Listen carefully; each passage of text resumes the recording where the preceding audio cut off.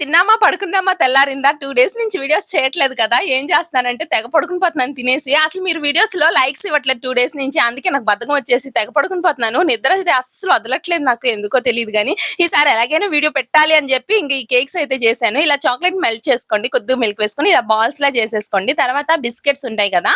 ఈ బిస్కెట్స్‌తో ఎప్పుడైనా మీరు చేయకపోతే ఇలా మినీ కేక్స్ చేసుకోండి. సూపర్ ఉన్నాయి టేస్ట్ అయితే. బిస్కెట్‌ల కంటే కూడా ఈ కేక్సే చాలా బావున్నాయి. ఇలా 2 ప్యాకెట్స్ అయితే తీసుకున్నాను.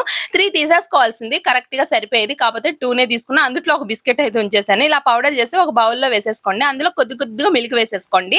మీకు తెలిసిపోద్ది కన్సిస్టెన్సీ. అంటే ఇలాగా కలిపేసుకోండి. కొద్దిగా వేసుకొని మరీ థిక్‌గా కాకుండా, మరీ పల్చగా కాకుండా ఇక్కడ చూసినట్టుగా ఇలా కలిపేసుకున్న తర్వాత గుంత పొంగనాల పాన్ ఉండిద్ది కదా! లైట్‌గా ఆయిల్ అప్లై చేసేసి ఇలా వేసేసుకోండి. మిడిల్‌లోనొచ్చేమో చాక్లెట్‌లు పెట్టేసుకోవడమే. మిల్క్ కాంపౌండ్ చాక్లెట్స్ ఉంటాయి కదా! అలాంటియయితే చక్కగా మెల్ట్ అవుతాయి. ఈ అంటే డైరీ మిల్క్ చాక్లెట్‌లు అంతగా మెల్ట్ అవ్వలేదు. ఇలా 10 మినిట్స్ సిమ్‌లో ఉంచుకున్నారంటే టేస్ట్ మాత్రం భలే ఉన్నాయి. మీరెప్పుడైనా చేయకపోతే ఒకసారి చేసుకోండి.